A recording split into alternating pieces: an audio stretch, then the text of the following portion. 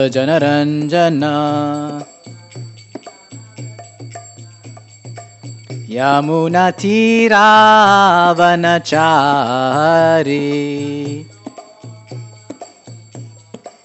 यमुनातीरावनचारी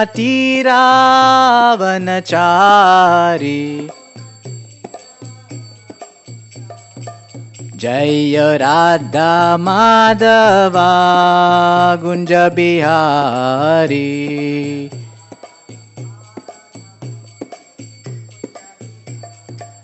जय राधा माधवा गुंज बिहारी।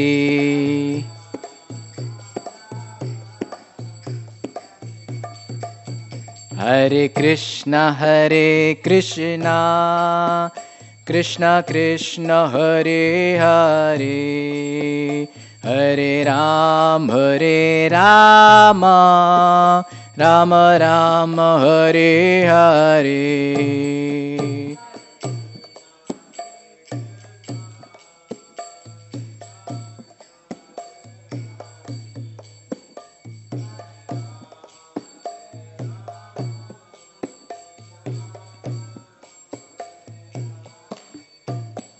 हरे कृष्णा कृष्णा कृष्णा हरे हरे हरे राम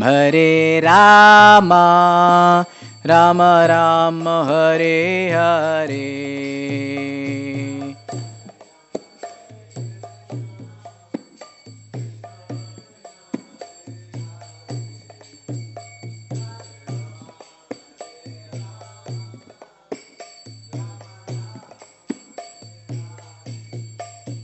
हरे कृष्णा कृष्णा कृष्णा हरे हरे हरे राम राम राम हरे हरे।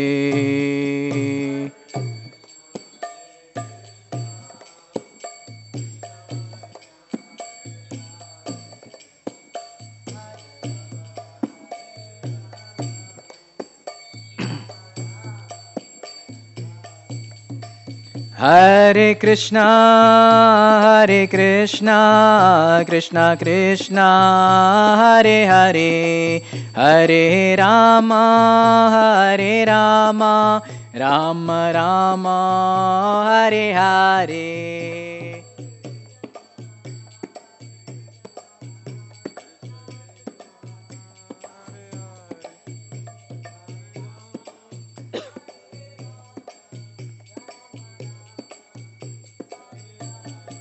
हरे कृष्णा कृष्णा कृष्णा हरे हरे हरे राम राम राम हरे हरे।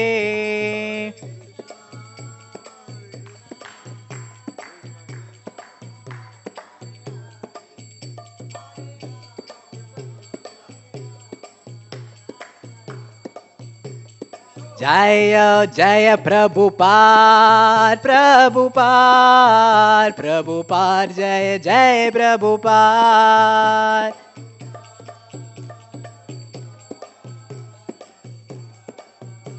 ओ निताय गौर हरि बोल निताय गौर हरि बोल।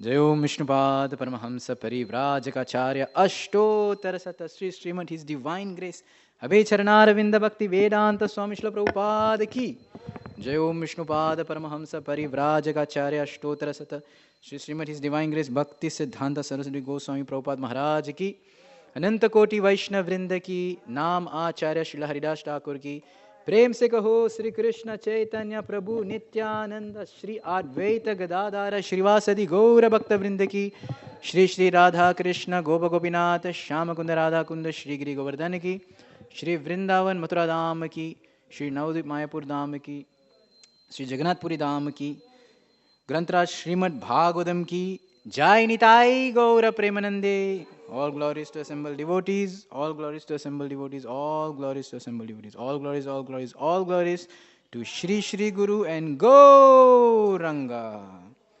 Hare Krishna. Om Namo Bhagavate Vasudevaya.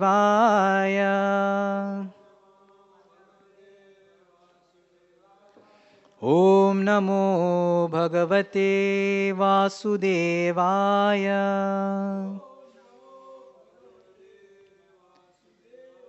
Om Namo Bhagavate Vasudevaya.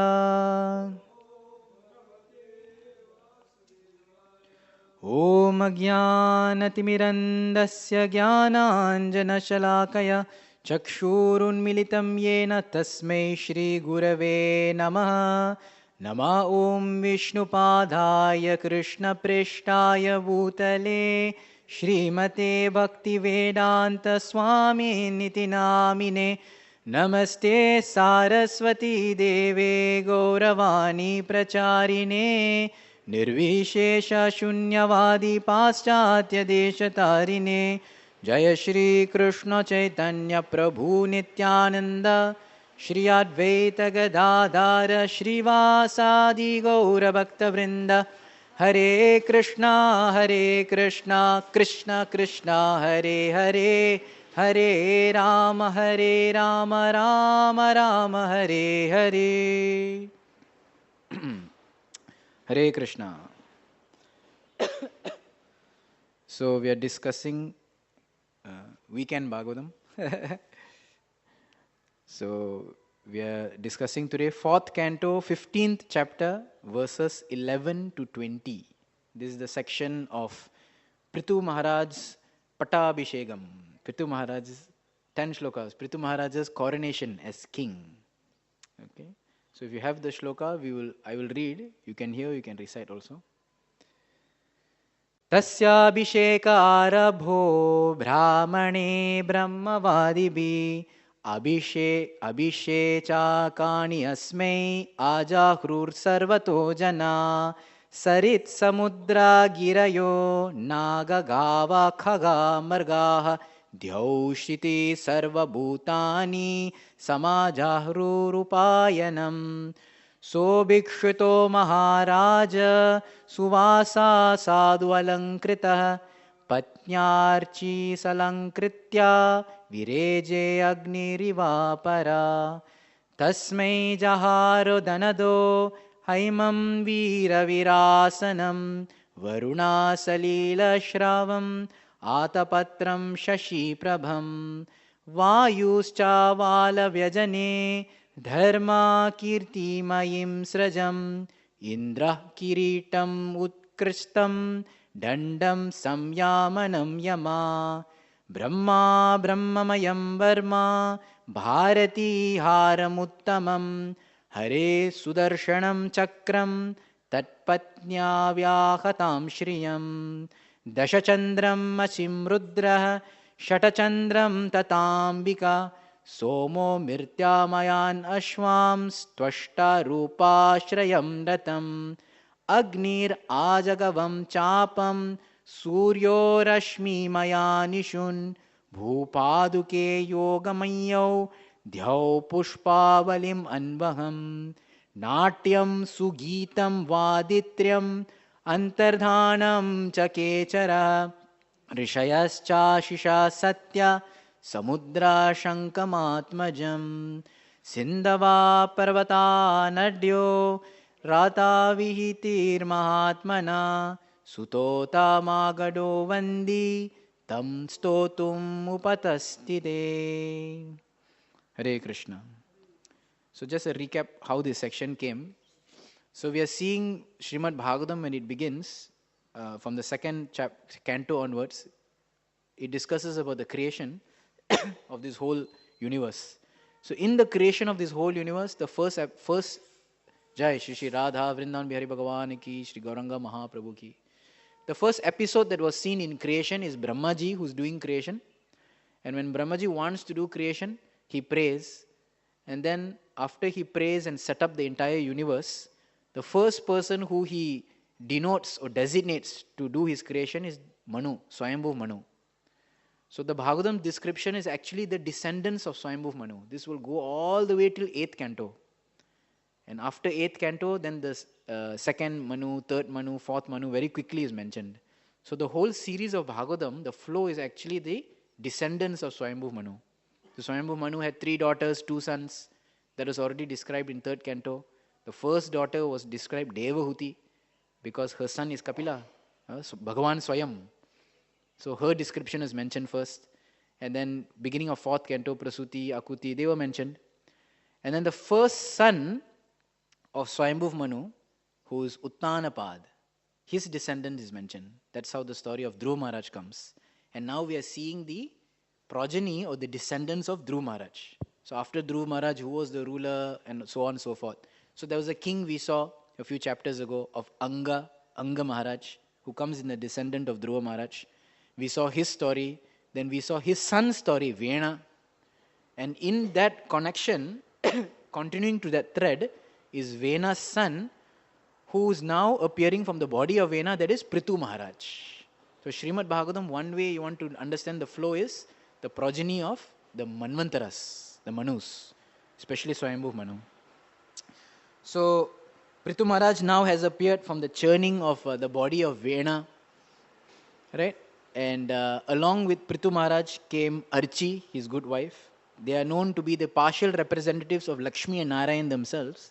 So now these 10 verses are discussing about the Pattabhishekam or the coronation ceremony, installing Prithu Maharaj as king. So Prithu Maharaj did not born as a child, he did not grow up, but he appeared. So these 10 verses speak very nicely about what all things and how all people reacted to the coronation ceremony of Prithu. So from here we will discuss today some 2 lessons and 2 principles, what we can understand. So the descriptions are given, I'll just read the English. The learned Brahmanas who are very attached to the Vedic ritualistic ceremonies then arranged for the king's coronation, Prithu Maharaj coronation. People from all directions collected all the different paraphernalia for the ceremony. Thus everything was complete. So when there's an utsav, naturally someone will bring the asan, someone will bring this will be in charge. People came, brought everything together for the Pattabhishekam. All the rivers, seas, hills, mountains, serpents, cows, birds, animals, heavenly planets, the earthly planet, and all other living entities collected various presentations according to their ability to offer the king. Okay, so Prithu Maharaj, the ruler of the entire creation universe now. So all the chara and achara, all the moving and non-moving beings in this world, they all offer their own presentations to the king according to their ability. So this is one principle we are going to discuss today. How everyone offers according to their own ability. Thus the king, Prithu, exquisitely dressed with garments and ornaments, was coronated and placed on the throne. The king and his wife, Archi, who was also exquisitely ornamented, appeared exactly like fire. So the description of the beauty or the power of Prithu and Archi is compared to fire. If we reflect, fire is very attractive. Isn't it? People like to meditate on campfire. They like to see the rising sun or setting sun. Fire is very meditative. Sometimes you just put a candle. People like to stare into the flames. So fire is very attractive. Fire is very powerful. Fire is also very destructive. Fire is life and fire is death itself. You cannot live without fire. How to eat? Stomach digests fire. Sun's rays is fire. So fire is life itself. Fire is also death itself. Fire kills. So fire has this dual nature which makes it so amazing that it's all encompassing. At the same time, it is localized also. So therefore, fire itself is so attractive. So the description of Prithu and Archi here is given, where not only is it so amazing at one time, but at the same time, their power is also seen. How they are so powerful. Okay, so the next descriptions are the various personalities who will offer items to the king. The great sage continued, my dear Vidura, Kuvera presented the king Prithu with a golden throne. Okay, so we'll discuss a little, some stories about each of this, whatever I can remember. So Kuvera offers a golden throne. In one place in Bhagavatam, Prabhupada writes, Kuvera is the richest of all demigods. Okay, so he's Dhanada. He has all the wealth stored. He's RBI bank, basically. So he has all the wealth stored.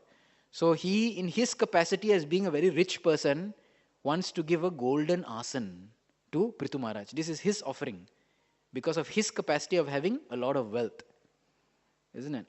Like in current world, the richest person, or at least in the Middle East, king of Saudi, or the other kings, they're so rich. If they see someone, they're very happy with someone, they might just give them a golden watch or a golden biscuit, whatever is in their capacity. These are the people, like the king of Brunei, which is very close to Malaysia. Okay, he has so many taps made of gold in his house. Okay, he has ships, huge ships, which he has his own personal yachts, personal ships. So they're so rich. They see someone, they're so happy, they may give you a car. Take this and go, no problem. So Kuvera is so rich, so opulent. Throne is what a king needs. So he gave him a golden throne. Next, the demigod Varuna presented him with an umbrella that constantly sprayed fine particles of water as brilliant as the sun. So we know, we experience in a hot day, sometimes it's good to have an umbrella. It gives you some shade. But on top of it, if you have an umbrella which sprays fine particles of water, it is more cooling. In some countries, I'm not sure in India, where humidity is very high, they have a built-in system of a fan, and around the fan is a tube of water. Have you all seen here in India? Where it sprays water. So when the fan moves, it sprays water. We have this in Malaysia because it's so humid. In restaurants and all outside. Just very small tube of water is there, and it sprays water. So as the fan moves, particles of water move in the air. So you feel cool. You don't get wet, but you feel very cool. So this umbrella system is like that. You open the umbrella and inside they'll sprinkle fine particles of water, which keeps a person very cool. So that is Varuna's presentation. Now this Varuna's umbrella is not new. Varuna's umbrella is also very famous. In 10th canto of Bhagavatam, Narakasur pastime. So when Krishna killed Narakasur, after killing Narakasur, Bhaumasur, his mother, Bhumi Devi, which is Krishna's wife, all that Narakasur had stolen, she returned back to Krishna. Okay, including Aditi's earrings, including the peak of Meru. So Narakasur had a habit, he liked to steal things which were the most amazing. So he stole the peak of Meru mountain, he stole Aditi's earrings, he even stole Varuna's umbrella. So after killing Narakasur, Bhumi Devi, feeling very sorry, her son had stolen all this, she had returned everything and she had even given this umbrella to Krishna. So that description comes again there of how, it is so famous, this Varuna's umbrella, which sprinkles water to give coolingness. So that is what Varuna has best. Okay, sometimes you may think, do umbrella hai kya? Ek idhar diya, udhar bhi diya. But the principle is, whatever one has best. So Varuna's best is this umbrella. He wants to give it as an offering. Then, next personality.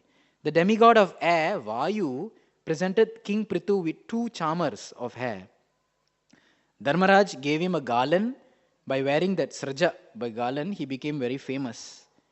The king of heaven, Indra, presented him with a helmet, kirita, a crown basically.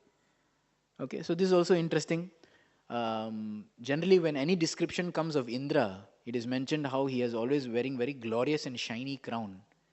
Okay, in Govardhan Leela also, when Indra is defeated by Krishna, his pride is broken. So Indra feels very sad, Indra feels very embarrassed, and he approaches Krishna to say sorry.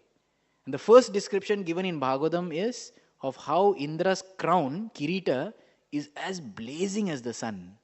So this is something where Indra is very proud of. Generally, Indra is the king. King has a crown, isn't it? Every king has a headdress, a crown. So therefore, the power or the representation or what Indra stands for in his power is his crown. That he gave to Prithu Maharaj. So we can see how everyone is giving their best. Everyone is giving what is most dear to them. Next. After that, the superintendent of death, Yamaraj. Now what does Yamaraj has? Yamaraj presented Prithu Maharaj with his Danda. So Yamadanda, Yamaraj Danda, that's also very famous. Now this Yamadanda is also used for punishment. It is also a weapon. It also shows Yamaraj power. It is called Samyamanam. Samyamanam in Sanskrit means that which controls. So Yamaraj controls everyone by using his danda. Okay, just like a cowherd boy controls the cows with using his stick. So Samyamanam, it's also called control. It is also, Samyamanam also means taking away. So Yamaraj takes away everyone's lives using that danda also. Punishes, controls. So this name of his danda is Samyamanam. He gives this danda to Prithu Maharaj. This danda is not only a representation, a scepter, of a rod of his power, but it's also a weapon. So in one of the Purana commentaries of Krishna Leela, in the Bakasur pastime, when Bakasur comes and he's fighting with Krishna, so Bakasur swallows Krishna. When Bakasur swallows Krishna, Krishna is in the stomach of Bakasur, he's saying, my God, it's so disgusting inside here. Okay? But the moment Krishna feels like that, outside, what has the world seen? That Bakasur has eaten Krishna. Immediately the Devas become very scared. They become very panicked. And all the Devatas start to discuss among themselves, now we must kill this Bakasur. So Indra comes down and he throws his lightning bolt. Nothing happens. Lord Shiva comes, he takes his Trishulam, his trident, and he cuts one wing. And Kuvera comes with his sword and he cuts another wing. Okay? And Yamaraj comes and he takes his danda and he hits. So it's also a weapon. So finally, but nothing happens to Bakasur ultimately. When Krishna came out and Krishna killed him. So this is one description which is not in Bhagavatam. Okay, the Devatas coming to fight with Bakasur because they feel Krishna is hurt. Okay. This is in Gopal Champu, or maybe I forgot which. Is it Dekha hai kya? I didn't watch Little Krishna. I'm sorry. Didn't watch cartoon. Okay. So that's also there. It's also in Shivaram Maharaj's book. He has written a book on Krishna pastimes, Venu Geet, I think, one of the book. So that description is also there. Very interesting how, Yamaraj Danda, Samyamanam, is also a symbol of his strength, power, opulence, but it's also a weapon at the same time. Then, Brahmadev gave Prithu Maharaj a garment, vastra, okay, an armor basically. The Sanskrit word used here is charma. Charma means covering. He gives him an armor which is made of Brahmamayam, which is made of spiritual knowledge. Now Brahma, he has his kamandalu, he has his danda, not a fighter. He has armor which is suited for a king. So not only they gave what is best, but they also gave what is needed for a king. Brahma did not give his kamandalu to Prithu. Chalo ye le lo yaar, ye acha hai, bahut kaam aayega. 5 liter ka kamandalu. Pani bhar sakte. He didn't give that. He gave his armor, which is made of Brahmamayam, which is what Brahma has. Spiritual knowledge. His wife, Bharati, Saraswati, she gave Prithu Maharaj a necklace. Okay, she is Devi. So she gave a necklace, which is very transcendental, is mentioned. Next, Lord Vishnu himself came and he gave Prithu Maharaj Sudarshan Chakra. This is what of best of what Vishnu has. So here in the purport, Srila Prabhupada writes that, Vishnu that appeared did not give the real Sudarshan Chakra, because as Prithu is a partial expansion of Vishnu, similarly Vishnu gave a partial expansion of Sudarshan Chakra to Prithu Maharaj. Okay, someone may say, how can Vishnu give his own weapon? So just like Lord can expand, we see his devotees can expand. So Sudarshan, also a devotee, he also expands. So one of his expansion, Xerox copy or whatever, was given to Prithu Maharaj. So Prithu Maharaj is using that Sudarshan for his benefit. And the wife of Vishnu, Lakshmi Devi, she blesses Prithu Maharaj to have imperishable opulence, Shriya. That's what she has. She's Lakshmi. Lakshmi means opulence. Not necessarily wealth, but Shriya. So she can bless him to have unlimited wealth. Next, Lord Shiva comes. So what would Lord Shiva give? What he has? Jata, Trishula, Nag, Sarpa. Moon. That's a good thing. So here Lord Shiva gives him a sword. Asi. Now this is something we have never heard. My Lord Shiva with a sword? In all the temples you go, Lord Shiva at least has Rudrakshamala, correct? But what Rudraksha will he give to Prithu? Prithu is a king. So he gives him a sword. And actually these descriptions are there in Bhagavatam.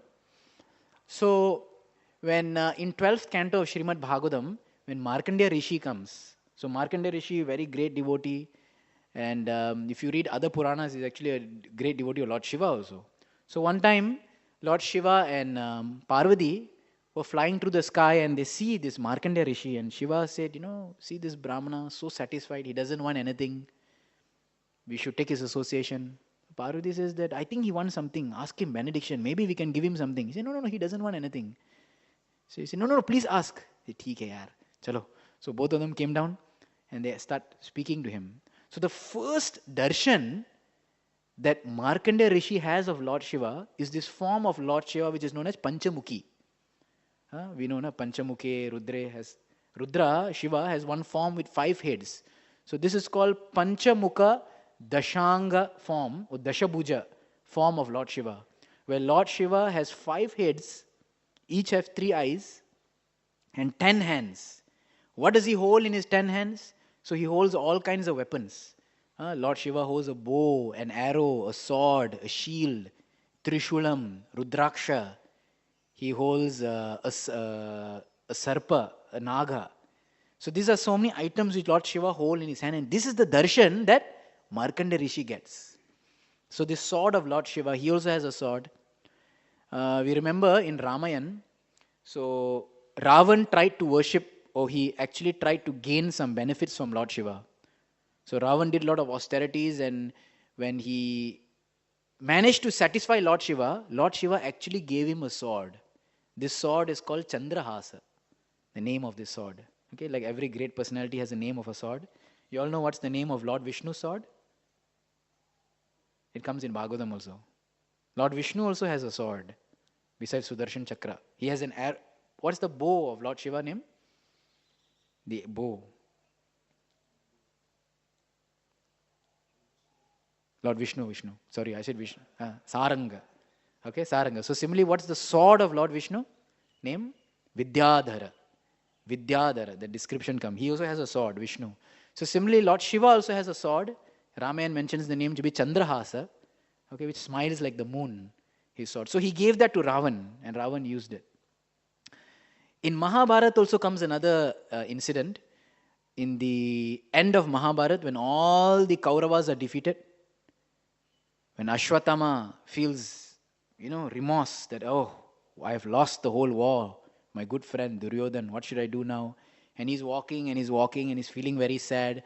A description comes that suddenly a person, a beautiful being, appears in front of Ashwatthama. That being is so huge and so effulgent. He has tiger skin around his waist, which is soaking in blood. And he has deer skin around his body, which is soaking in blood. He has a nagha, which is decorating his torso like a Brahmin thread. So this personality, Ashwatthama realizes to be his worshipable Lord, Lord Shiva. So Lord Shiva appears to him, and Ashwatthama is feeling, my Lord, you are my Ishtadev, now you have come. Why? Maybe you also want to kill me? Maybe you want to kill me, what, my time is up? So Lord Shiva says that, I can't help it. I am favorable to Krishna, I am favorable to Vishnu, and I am favorable to his devotees. So therefore I am always in favor to him. But just as the Pandavas were favored by Krishna, now a different kind of time is favoring them. Now it's for their time for dissolution. It's for their time to wind up. And somehow or other, by providence, you, Ashwatthama, has been selected to be the instrument in this. So Lord Shiva empowers Ashwatthama and he gives him a sword. Ye le lo. So I think some months ago also, Chaitanya Charanpur had spoken about this. In Chaitanya Charitamrita, when we were discussing Avesh, he had spoken about this pastime also. How Ashwatthama is Avesh, he got that Avesh. Because when Ashwatthama got that power from Lord Shiva, Rudravesh, when he took that sword of Lord Shiva, he went into the Pandavas' camp and he was unstoppable.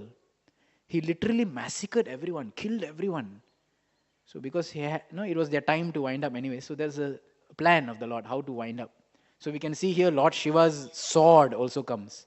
And this sword is now, which Lord Shiva's power, he is giving that to Prithu Maharaj as a king.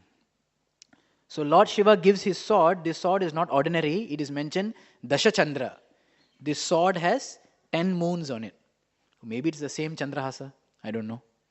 So he has 10 moons of it. Seeing this, his wife, Ambika, Devi, she gives a shield which has Shatachandra, 100 moons on it.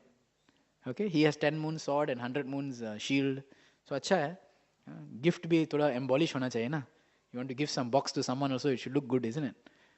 So then Soma, or Chandra, the moon demigod, he gave Prithu Maharaj horses made of nectar, because the moon has nectar. We see in Bhagavad Gita also, all the taste that comes in any vegetation, or it comes from the moon. So similarly, that taste, in Bhagavatam also comes the story of how Mandata, I think, the moon was Mandata, King Mandata, the moon had actually nourished him by putting his finger in his mouth. Sorry? Huh? Indra had nourished Mandata with the moon, with the finger. Daughter of trees, correct, the moon. A something her name, no? Remember? The daughter of trees. She got married after that, Prachitas. So anyways, she was nourished by the moon. So he gives nectar. So similarly, he has given gifts of horses which are made of nectar. This is interesting. Vishwakarma presented Prithu Maharaj with a beautiful chariot. So he's like, the builder, the Bajaj of today. So Bajaj has many other departments, so motors also one. So he gave him his a beautiful chariot. Agni, the demigod of fire, gave Prithu Maharaj a bow made of horns of goats and cows. So very rare actually, and is very strong. We see even in earlier culture, people used to hunt animals, they used to keep the horns, or the horns or the tusks, like elephants and rhinoceros, and even great big bison, all these kind of four-legged animals like wild cows, gavaha. They used to keep their horns, and these horns were made into many different things. Even in European culture, when people used to do all this kind of hunting and all, they used to make cups, glasses, made from horns, because it's very sturdy and very strong. So he made a bow using this.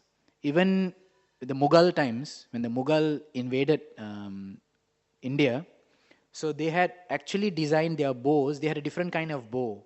Bow and arrow. So usually bows you see very long. It's called a long bow. But the Mughals had a very short bow. And they used to put a lace of bone on the type that increases the power, strength. So this was researched how they could increase by putting a piece of bone on the bow. When they pull, that increases the strength so that it could even pierce armor. Like that, they had their own research. Then Surya Dev presented him with arrows, which as brilliant as sunshine. Bhumi Devi gave him slippers, Paduka, which has mystic power. By this, Prabhupada writes in the purport that he could travel wherever he want. Isn't it? Like nowadays, some people have a flight ticket, they can go anywhere. So Prithu Maharaj just had to put on his Paduka and he could move wherever he want. The Dhyo, demigods which stay in the outer space, and Akasha, they showered flowers again and again. Flowers from heavens, we say, flowers from the sky. So they showered flowers again and again. That is their offering. Then the Kechara, the demigods which move in the different directions in space, they gave Prithu Maharaj the arts of Natya, dancing, Nritya, dancing, dramas, Natya, and singing. And even Antardhana. What all powers they have. These demigods which move around the world, dancing, singing, isn't it? So they gave whatever ability they have to Prithu Maharaj. The Rishis, they offered blessings. That's all they have, isn't it? What else they have? They have Akinchana. And the ocean, Samudra, they offered a conch shell, which is born from themselves. Conch shell you find in the ocean. It's the best. Okay, he offered a conch shell. The seas and the mountains, okay, they gave space for Prithu Maharaj to move. Seas and mountains are generally considered obstacles. Okay, when earlier time people used to traverse or travel, if they want to travel far, they will always avoid mountains or any sea, water bodies, because these are obstacles in traveling. So these obstacles, seas and mountains, what can they give best to Prithu Maharaj? Usko jagah de do. They give way. They allow him to pass. So this is the best what they can offer. Okay, and then the Suta, Magad, Vandi, they start offering prayers. So all of this they did according to their own abilities. So this is all very interesting, that how everyone has their own thing to offer. So today, after hearing this, we discussed two principles, what we can learn from this. The first principle is, one should offer something which is one's best. Okay? Actually, this is one of the angas of bhakti. In the 64 limbs of bhakti, they first present 10 limbs which one must do. Okay, the do's and the don'ts. The do's, 10, and a list of another 10 don'ts. After presenting this 20, another 44 rules are given. In these 44 rules, the 30th rule is actually a principle that one should offer what one has best to Krishna. It is an anga of bhakti. It comes from a verse in 11th canto Bhagavatam, where Krishna speaks to Uddhava this. So 11th canto, 11th chapter, the last verse 41. Okay, 11.11.41, where Krishna speaks this principle, where one should offer one's best to me. Okay, the shloka goes like this. Yat yat ishtatamam loke. You understand? Yat chati priyamatmana. Tat tannivedayan mayam. Tadantaya tat anantaya kalpate. So Krishna says to Uddhava, yat yat ishtatamam loke. In this world, whatever you want the most, ishtatamam, whatever you have ishtam, whatever you have desire for, yat yat ishtatamam loke, yatcha, and whatever atipriyam, and whatever you like the most, whatever you want the most, and whatever you're most attracted to. Yat yat ishtatamam loke, yatcha atipriyam atmana, what is ever pleasing to yourself. These things, tat nivedayan mayam, these things you offer to me. Okay, so generally principle is, if you like something, if you have so many things, and someone asks you, ek pen de sakte kya? Can you give me one pen? So you open your box, you see the pen, you have your favorite pen, isn't it? Your gel pen, you have another Parker pen which is costly. So if someone comes to your table and asks you for a pen, which pen you'll give? The pen which you don't use. Cheap one, he says, my God. Okay, maybe. But the pen which you don't use so much. Why? Abhi ye jayega, ye nahi aayega. Barabar? So, even small dealings, small things in day-to-day life, we are so careful that what I like the most, I should use. No, that's why I like it, isn't it? I want it, so it should be with me. I cannot imagine I liking something and giving it to someone else. But here Krishna says, this is an important point. This is one limb of bhakti. If you like something, give it to me. So we'll see why, okay? So the translation goes that Tantan nivedayan mayam, you should give it to Krishna. Why? Tat anantaya kalpate. It becomes eternal. Everything you like, everything you want is anta. It has an ending. How much you like it, how much you want it. It is limited, it will end. But if this thing you like, you offer to Krishna, the value becomes anantaya, ananta. There is no ending, ananta. So if you like something and you hold on to it, basically Krishna is saying, what is the use? Either you will go or it will go. Either you will go or it will go. But if you want it to become ananta, if you want it to become unending, if you want it to become eternal, if you want to reap immense eternal benefit from having it, then offer it to Krishna.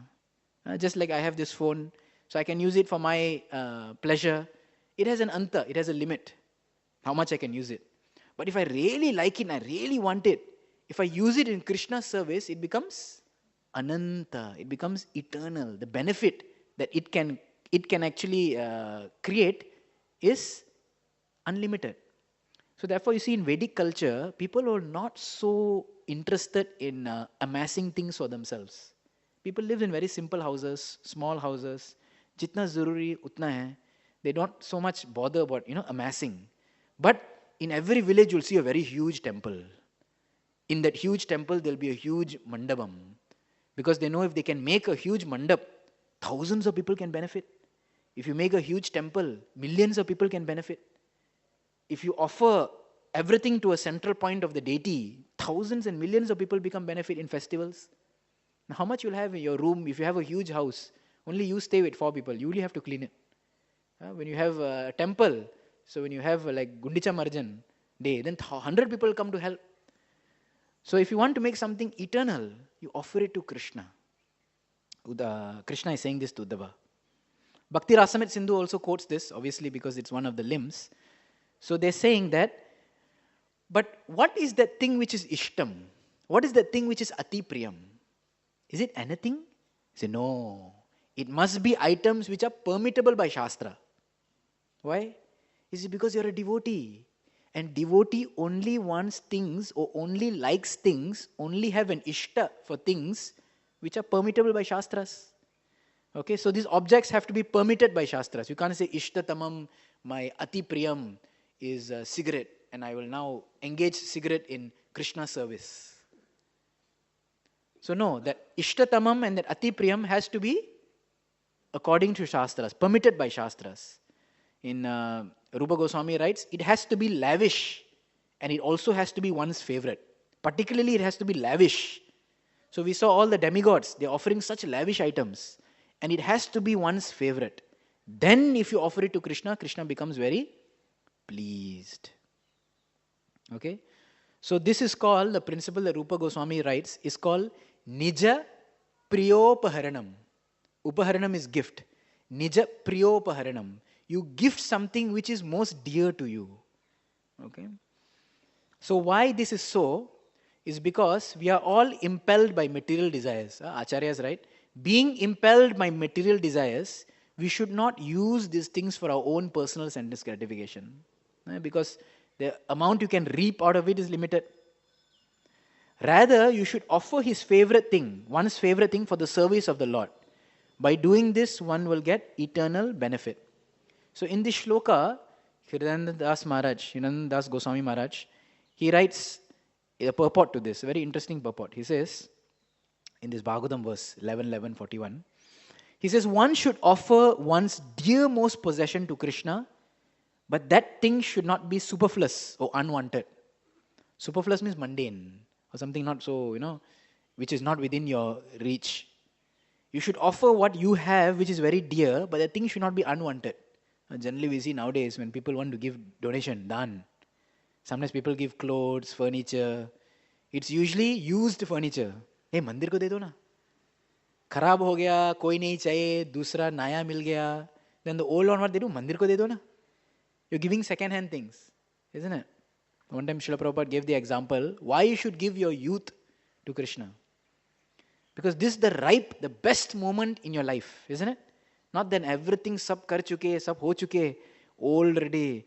It's like when you offer someone, would you offer them a fresh rose or would you offer them 2 days old rose? Hey, ye bhi rose na. So you want to give the best. So the best of one's life is Kaumaram Acharet Pragya. One's youth is one's best. Okay? So here Hrinanda Maharaj writes, you should not give something which is unwanted. You don't want it, don't know who else to give to, mandir ko daan de denge. Generally we see so much things we get which are all unwanted things. Broken furniture, half table, whatever this thing. Nahi chahiye, mandir ko de do. Which is not a good principle. Someone should buy something new and give. Okay? Someone should offer the first product. So yesterday we were so fortunate. One person came and he has a tie-up with Bajaj. So he was saying that, Prabhuji, I have opened a new showroom. And once this starts, I promise the first bike that comes out of this showroom, I want to give to Govardhan Eco Village. So this is a good bhavana actually. This is how things should be done. Okay? Some people are expecting who the bike will go to. It depends on who that person's contact is. Okay? So this is actually the right mood. When something new comes, that should be given first to Krishna. That's why we do bhoga, naivedya, offering also. When you cook something first, it should go to Krishna. This is the real respect, the best. So Maharaj continues, he writes, he gives examples now. If one is most attached to his family, it's very natural having this body, very attached to one's family, then one should, what one should do? One should see that his family is engaged in Krishna service. You're so much attached to your family, you're so much ati priyam. This is my ishtatamam. I want to always be with them, I want to always have them, I need them, I want them. Then make sure that you engage them in Krishna service. This is the best offering. You love your family, you have your family, offer your family to Krishna service. Another example he gives. If one is attached to money, then what should do? It should be given for propagating Krishna consciousness. It should be used in propagating Krishna consciousness. If one considers one's intelligence to be most valuable, one has a lot of intelligence, one considers it to be most valuable. This is my ishtatamam. This is what I want the most, to be smart. This is my ati priyam, atmanaha. To myself, this is most dear to me, my intelligence. My intelligence is my asset. Then what you will do? One should preach Krishna consciousness with great logic and reason. So one should use it in Krishna service. If you use it for yourself, it is anta. If you use it for Krishna, it becomes ananta. Okay? So then he says, if we offer our most valuable possessions to Lord Krishna, we will automatically become dear to the Lord and go back to Godhead. So Krishna sees that, it takes so much for you to give something that you want, that you like. It takes a lot of vairagya, it takes a lot of sacrifice. Seeing this sacrifice, Krishna feels very dear. My God, you want it, you like it, you love it, but you're giving it to me. So Krishna feels that emotion that a devotee is sharing. So some lessons from this principle. So the first principle we are discussing from this section is that one should offer one's best to Krishna, whatever it may be. It may be anything. It may be a vastu, it may be a kala, it may be an object, it may be a skill, it may be something that we have, money, house, family. There's one devotee who is actually quite very attached to his family. So he became a devotee. He is so much attached to his family that he started to preach. And because of his attachment, now all his families are devotees.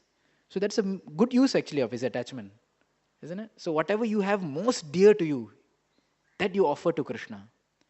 So this is the principle. Some lessons that we can see. So whenever we get something, this is some 3-point meditation. So whenever we get something, whenever we desire something or have something, first thing we can do, try to see the Lord's opulence in it. Like Krishna says in Bhagavad Gita, yad yad vibhutimat sattvam shrimad urjitam evava. So if something is attracting us, it can be anything. It can be a pen for a child. It can be a car for a working person. It can be anything. Like I said, a vastu or even a skill. If something is very attractive to us, try to see Krishna's opulence in it. Krishna's hand in it. Because it is Krishna is what making us attracted to it. Okay? Some people are attracted to their own physical beauty. And just, having physical beauty, sometimes people become devotees. People get attracted to you. They may come to say, oh, devotees are very beautiful. Huh? As I, last time I seeing Premanjanpu, I remember myself, Premanjanpu, and who was Jarudakurpu, somebody were in the office downstairs. So some group came and they all saw us sitting in the room. They said, you guys are all very beautiful. They told like that, all very shining. They become so attracted actually. They become so, you can't imagine how people get attracted to what, isn't it? So if we become attracted to something, we should try to see Krishna's opulence in that thing. That is what is making me attracted to that object. We're not denying the attraction, but try to see Krishna's opulence in that object. First point. Second point, after becoming attracted, understanding Krishna's opulence, we should now try to understand its proper utility. If I use it for myself, anta, there's a limitation. If I can offer it to Krishna, that object, that vastu, that kala becomes ananta. It is, you have swaha to Krishna. It becomes unlimited. that object, if you really love it, and they're saying in English, na, if you really love something, let it go. Have you heard in English? If you really love something, let it go. If you hold, they give an example of a butterfly. Butterfly is so beautiful. Children like butterfly. But actually, if you really love a butterfly, don't touch it. If you touch it, it will die. It loses its beauty. The feathers, what do you call it? Wings. Not feathers, sorry, wings. The wings, the color comes off. It dies actually. So if you really love something, let it go. Same principle Krishna is saying. If you really love it, understand its proper utility. How much can I derive from this? Anta. Better offer it to Krishna. Ananta. Okay? Sometimes like some people donate something to Krishna, some object or something, and they may pass away, but their grandson will come, great-grandson will come. That object will still be there in Krishna's use, isn't it? So even the smallest thing we can imagine, no? Vrindavan Bihari, Mahaprabhu has so many paraphernalia. Who has donated the Panchadeep? Who has donated the items? Who has donated, like our Alwar Prabhu, he has donated for Madan Mohan. So for generations to come, that dhan has become Ananta. Eternal. Thousands of years, deities will be there. That has eternal benefit. Immense eternal benefit. Okay, so first point is, when we like something, we are attracted to it, understand Krishna's potency in that. Second thing, we must try to understand the real utilization of this. It should be used in Krishna's service. And third principle is what I mentioned. If we really love it, we would want Krishna to have it. If you love something, let go. Learn to let go. Then that is the real glory of the thing. So this is the first principle I can think of from this section. How one should offer one's best. Second principle, last principle. Okay? Second and last principle is how we can appreciate the variety given by the Lord. You see, there are Brahma, there's Shiva, there's Kuvera, there's even the Devis, Saraswati, Lakshmi. Everyone is coming and everyone is approaching Krishna in a different way. Everyone is moving towards Krishna in a different mood, a different bhavana, a different understanding. But everyone is moving towards Krishna. So we can respect and appreciate this variety that God has created. We see that every jiva is an individual. Every jiva is an individual. That means everyone has their own nature, their own likings, inclinations. And they are approaching the Lord according to their own levels of surrender. This is a very important point. That every boy, every person, every jiva, every person is an individual who is approaching Krishna according to their own levels of surrender. We have to recognize this. Sometimes we feel that, hey, main aisa hu, wo aisa kyun nahi? It's so simple. 100 people are here attending class, singing, chanting and dancing. Why is he not doing? But every jiva is unique. Every jiva is an individual. This is what Krishna has given. We can appreciate his varieties. So the Lord gives varieties. He says, if you want to love me, you don't have to love me one way. He says 5 main rasas, you can love me. Okay, even in that 5 rasas, there are divisions. Okay, if we study the, I think, Western Ocean of Bhakti Rasamrita Sindhu. Western or Northern? Western Ocean of Bhakti Rasamrita Sindhu. You will have all the subdivisions of Sakha, Priya Narma Sakha, and different dasas, different kind of dasas. Uddhava is one kind of a das. Narada is a different kind of das. So even in that 5 rasas, you have so many varieties in that. These are main rasas. There are also secondary rasas, 7 secondary rasas, 12 ways into many, many different, how you can actually have a relationship with Krishna. Krishna even gives for the munis, for the yogis. You see, you also have variety, 5 kinds of liberation. Choose what you want. Okay, for those who want liberation, even that gives you, Krishna gives variety. Krishna gives varieties in loving him. Krishna gives varieties in indirectly loving him. If you want to get liberation, you want some benefits, no problem, wo le lo, wo bhi variety hai. If you want to totally indirectly worship Krishna, through Krishna's vibhutis, Krishna gives varieties, 33 crore Devi Devata, 33 crore Devi Devatas. If you want to indirectly, Krishna gives that variety also. Chalo, worship through that. Krishna, as explained by Lord Chaitanya Mahaprabhu in Madhya Leela, I think, that Mahaprabhu exhibited bhavas, different bhavas. Sorry, Antyalila. Different bhavas. Around 44 bhavas are given where Mahaprabhu exhibited different moods. So many bhava. What is that? That means everyone has their own flavor. In the southern ocean of maybe not southern. Yeah, in the southern ocean of Bhakti Rasamrita Sindhu, it's mentioned how these bhavas sometimes come together. These bhavas sometimes create a sandhi, shabalya. Sometimes they compete with each other. So many bhavas are there. This bhava comes together. New emotion is created. This bhava, so many permutations and combinations. Why does Krishna does this? Why does he give us so much variety, so much option? Huge. Why does he do it? Because he loves us. Because Krishna loves us, so when you love someone, you give them ultimate freedom, full liberality. Krishna gives the jiva full liberality, full individuality, full space to exercise his own desires. And this is the uniqueness. Everyone likes variety. So Krishna also wants to enjoy variety, and actually every jivatma has huge number of variety. There's a beautiful verse that comes in Bhagavatam that mentions this. So Brahmaji prays, talking about the variety of how the Lord reciprocates with devotees. Tvam bhakti yoga paribhavrita hrit saroja ase srute kshita pato nanunata pumsam yad dhyata urugaya vibhavayanti tat vapu pranayase sadanugrahaya. Sat anugrahaya. It is his anugraha, it is his mercy on his devotees, the sad. Okay? It is his mercy on these devotees that Krishna, only for those who tvam bhakti yoga paribhavita, only for those who are very much doing bhakti, very much paribhavita. What is the paribhavita?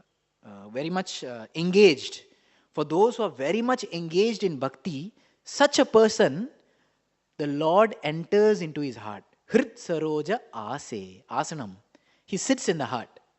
But these people, okay, shruta ikshana pata, because they are following the path of seeing by hearing. Shruta ikshita. They are pata. They are following the path of seeing by hearing. That means shastras. Because they are following a shastric path. They are engaged in bhakti. For such people, yat dhyata urugaya vibhavayanti. Whatever their desires, their mind wants to focus. They desiring to worship the form of Narasimha. They are desiring to worship the form of Varaha. They are desiring to worship the form of Chaitanya Mahaprabhu, of Krishna. Whatever form it may be. Yat dhya tat vapu. So the Lord also reciprocates in that. He makes that form dear to them. Okay? So as per the inclination of the devotee, so similarly the Lord is also similarly inclined to that devotee. We see varieties. Even in Gaudiya Vaishnavism, Chaitanya Mahaprabhu pastime, there are those who worship Lord Ramchandra. And Mahaprabhu never did anything. Fine, perfect. So the Lord reciprocates in that mood. Okay, but everything depends on the Shruta Ikshita, what we have heard. That gives us the path of aspiration. So even Krishna gives residence. If you desire to stay in Ayodhya, Mathura, Vrindavan, that also has so many options, isn't it? Even in Golok, Vrindavan, Krishna gives options, whether you like Madhurya or Aishwarya.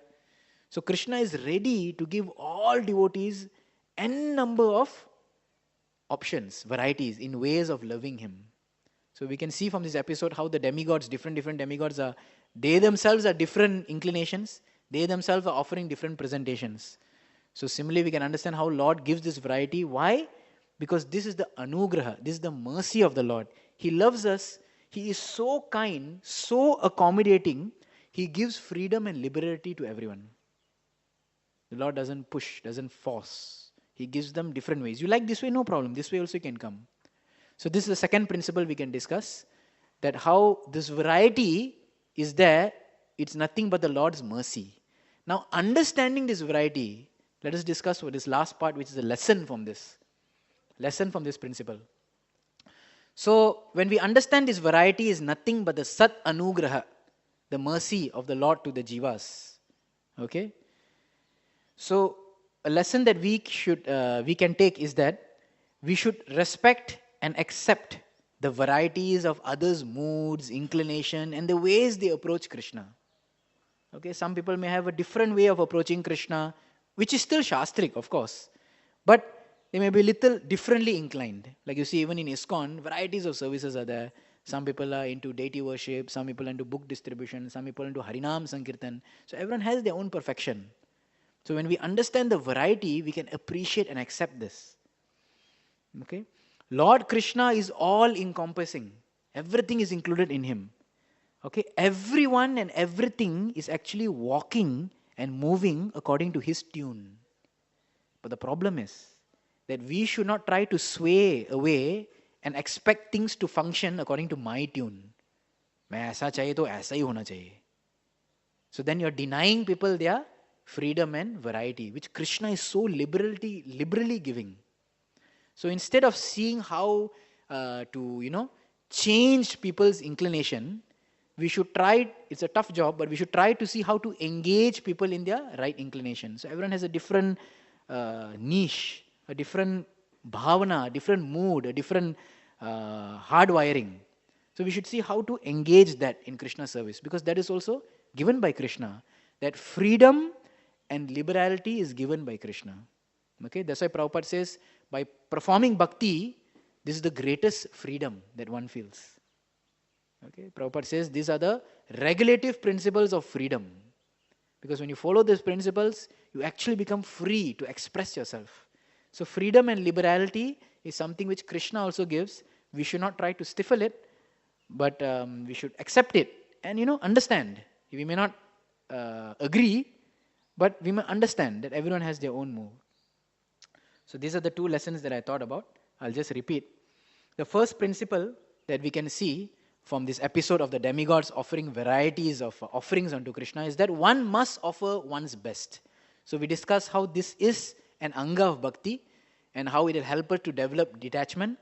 And at the same time, by offering what we like to Krishna, that is the best use of that object. Instead of keeping it us and becoming anta, by offering it to Krishna, it will become ananta. If you love something, let it go. Okay, that is the principle and the lesson that we saw. Second principle and lesson we saw from this episode is how there are varieties in Lord's creation, and the Lord has given this liberality and freedom to everyone to approach Him.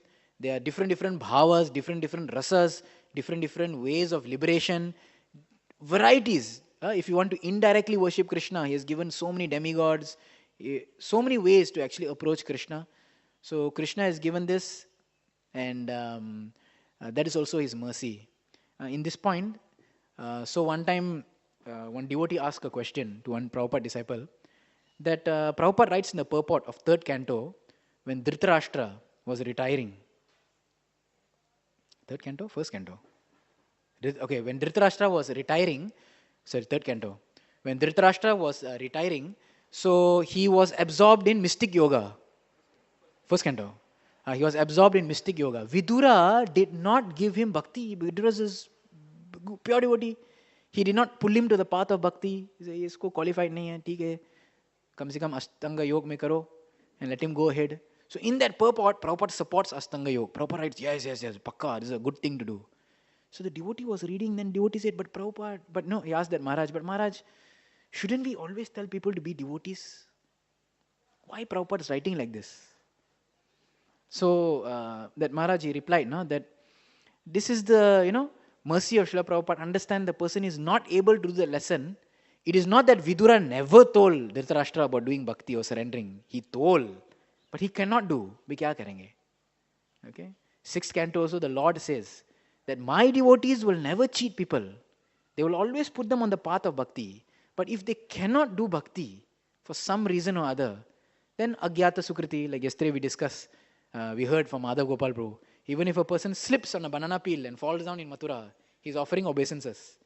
If he feels thirsty, the train suddenly stops in between, he gets down, he drinks that nalaga pani, and it's Mathura, he gets agyata sukriti of honoring water or bhojan in dham. So Lord is ready to give different ways of giving agyata sukriti. So if someone is not there, not on that level, We give the best, we explain the best. They cannot practice, we have to accommodate. Okay, so this is the second principle. So with that, we'd like to end. Thank you all very much. Is there any question? Oh, question. I thought no one laughed. No, very nice theme, Prabhuji. You brought up a lot of things. It was like observation, no? Like Krishna deals differently with many devotees. Like Bali Maharaj also, he took, as you were telling, like we must give our best. And he came to Bali Maharaj, in a way he cheated him. And he reciprocated with him later very nicely also. But similar in case of with Jarasandha also, Krishna had gone. But that was like little hard dealing. So would like to speak something. So in the case of Bali Maharaj, Krishna did that because he's a Mahajan. Krishna did that just to glorify the character of Bali. If Krishna did that to Jarasandha, he didn't respond the same way. If Krishna had taken everything from Jarasandha, he could not tolerate it. But that dealing, that seemingly harsh dealing with Bali Maharaj, was just to push him to exemplify his quality of Bali Maharaj. So it may not apply to all. The Lord may not, just because a person becomes poor in life doesn't mean that the Lord loves you. It could just be, your own karma or whatever. So for that incidence, the Lord knows exactly how to respond to who, how much people can take. Right? They say that Krishna will only give you how much you can tolerate. So therefore, even in our prayers every day, we are having the same arti, the same mantras, the same sequence. But everyone has their own prayer. Everyone, when they see Vrindavan Bihari, they have their own prayer. Then we ask for the Lord, please guide us, help me in my own way. I have a different system, I have a different hard wiring. You help me. So Krishna knows. He can multitask. He has no issue. Isn't it? He can fine-tune everyone accordingly. So what happened to Bali Maharaj, what happened to Jarasandha, how he reciprocated with Muchakunda, it may not be the same way he reciprocates with everyone, but definitely the Lord reciprocates. So for each, he has a purpose. Okay? It may not be the same to us also. So great thing is that if we see how Krishna is helping us in our lives, small things, we appreciate that. That is our glory. He said, sometimes you're sleeping and suddenly you woke up and right time you woke up. You say, my God. So you see that, no, Krishna woke me up. It is not wrong to think like that actually. Krishna woke me up. I mean, I'm thankful to Krishna actually. Thank God Krishna woke me up. He wants me to attend Mangalarti. Chalo. So you have a very, appreciation for any small thing that Krishna gives. So Krishna also will deal with us very individually. And that's nice actually, isn't it? Tailor-made devotion. Okay, thank you very much. Jai Go Hare Krishna.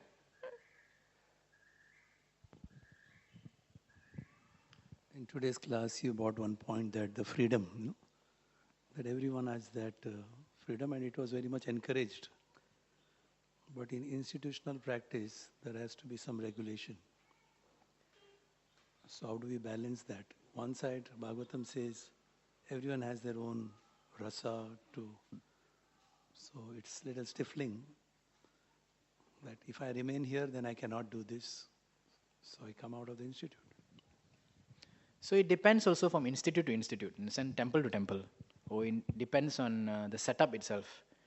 So even though Shastras say that, Krishna gives freedom and liberality, but that also is based on some guidelines of Shastra itself. It's also based on scripture. It's not like, whimsical. It definitely is not whimsical. So to the degree that devotees are matured and they can accept and understand, and they themselves have the personal capacity to accommodate that many varieties. Okay? For example, if you have a small temple of 10 people, there are 10 varieties, and you have one manager. Now that manager has to manage 10 varieties, including his own. And he may not be able to do it because he's just one person. 10 is a lot for him.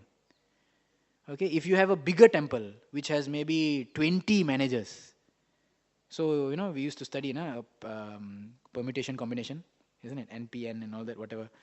So now 20 managers you have, so they can handle more variety. So they can accommodate more people. So someone who might feel stifled in some place may be accommodated in another place. It is not the fault of any person or place or institution. It is just whatever those people themselves can handle. Isn't it? Like a father, he has 4 children, 2 children, whatever. He knows that much he can handle. If he has maybe 15 children, okay? So if he has 15 children, he may not be able to handle everyone accordingly. So similarly, an institution is like a father.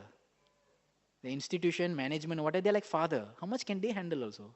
So they also have their own capacity to accommodate. And just because a person cannot accommodate in one place, does not mean he is wrong, does not mean he's a failure. He may just find somewhere else which can accommodate him.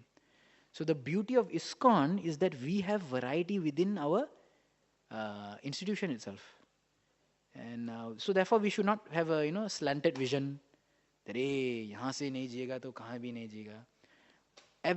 Everyone has their own maturity and accommodation. So for the institution themselves, as much as the leaders, as much as the devotees collectively become matured, they are able to accommodate others. Okay, but personal capacity you have to tolerate, or you have to engage that accommodation also. It's not so easy, For example, if a manager has zero musical sense, the temple will never have kirtan. And someone joins the temple and he loves kirtan, he may not find himself in the temple. And what are you going to do? So if the leader is matured, he says, no. He recognizes someone else who has a musical talent. He makes him, Baba, you take care, you say, you do this, because I can't handle all this. I don't understand this. But it's a need. So he makes another person, you try it out, you handle this. So then now the accommodating wavelength expands. So therefore we need many leaders. One time one guru in ISKCON said that we have only 100 gurus now in ISKCON. After 50 years of ISKCON, there's only 100 gurus. What is this? We should have thousands of gurus. Why? Because gurus have their own moods, how much they can accommodate the different moods of their disciples. So that's also variety, that's also accommodation. So then is an onus for all devotees to themselves become mature and how to accommodate other people. Okay, bro? Hare Krishna. Jai Grantaraj Srimad Bhagavatam ki. Srila Prabhupada ki. Hare Krishna.